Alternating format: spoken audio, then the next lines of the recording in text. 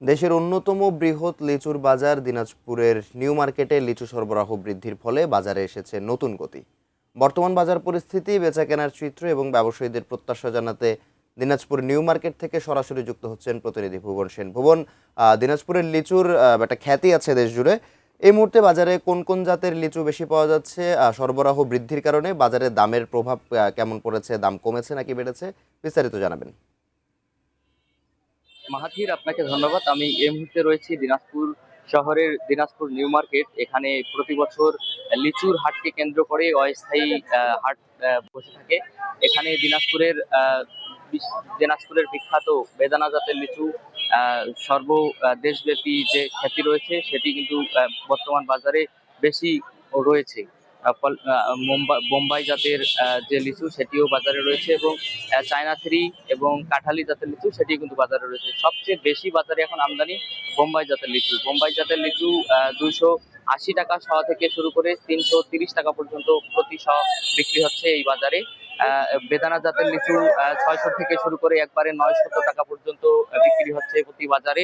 আপনি যদি আপনাদেরকে একটু বাজারটি দেখাতে চেষ্টা করি, এখানে ক্রেতা এবং বিক্রেতাদের হাটটা সকাল থেকেই জমজমাট হয়ে ওঠে এই হাট। ইতিমধ্যেই যে বেদানা জাতের লিচু সেটি কিন্তু একবারে মাঝামাঝি সময় এসে পৌঁছেছে। আর কিছুদিন পর এই বেদানা জাতের লিচু আর বাজারে উঠবে না, এর প্রক্রিয়া একবারে শেষ হচ্ছে। বর্তমানে আমদানি রয়েছে বোম্বাই জাতের লিচু, সেটি বাজারে সব দোকানেই কম বেশি রয়েছে। সেটি বর্তমানে বাজারের আমদানি সবচেয়ে বেশি। এখানে দিনাজপুর সদর উপজেলার ঘুঘুডাঙ্গা, মাসিমপুর এই লিচু কিন্তু এগুলো আসে, এবং বিরল উপজেলার রবিপুর, মাধবপাটি এবং তারপরে কাহারোল উপজেলা এবং বিরল উপজেলা এবং নবাবগঞ্জ উপজেলা, খানসামা উপজেলা, এগুলো কিন্তু দিনাজপুরের একবারে বিখ্যাত লিচুর জন্য। আর তারা ভোর থেকে শুরু করে একবারে রাত 10টা পর্যন্ত এই লিচুর হাটে জমজমাট হয়ে উঠে বেচাকেনা। এখানে যারা পাইকার এবং খুচরা বিক্রেতা রয়েছেন তারাও কিন্তু আসেন। তারা দেশব্যাপী এই বাজার থেকে কিন্তু যে লিচু সেটি কিন্তু বিভিন্ন জায়গায় ট্রাক এবং বাস, বিভিন্ন যোগে, কুরিয়ার যোগে এই হাট থেকে কিন্তু বিভিন্ন জায়গায় যায়।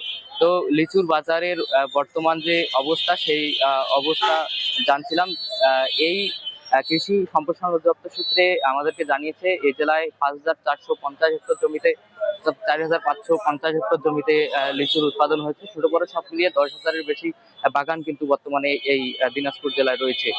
তবে ব্যবসায়ীরা যেটা বলছেন যে গত বছরের তুলনায় এবছর ব্যবসা তাদের কম হচ্ছে, কারণ লিচুর যে আমদানি সেটি একসাথে সব ধরনের যে লিচু সেটি কিন্তু আমদানি হচ্ছে। গত কয়েকদিন আগে তীব্র তাপদাহ গেল, সেই তাপদাহে কিন্তু যে লিচুর যে দানা সেগুলো কিন্তু ঝরে পড়ছিল, যার কারণে বাজারের যে লিচুর যে আমদানি সেটি কিন্তু একেবারেই আমদানি হচ্ছে, যার কারণে যে ব্যবসায় যে গতি সেটি কিন্তু আসেনি।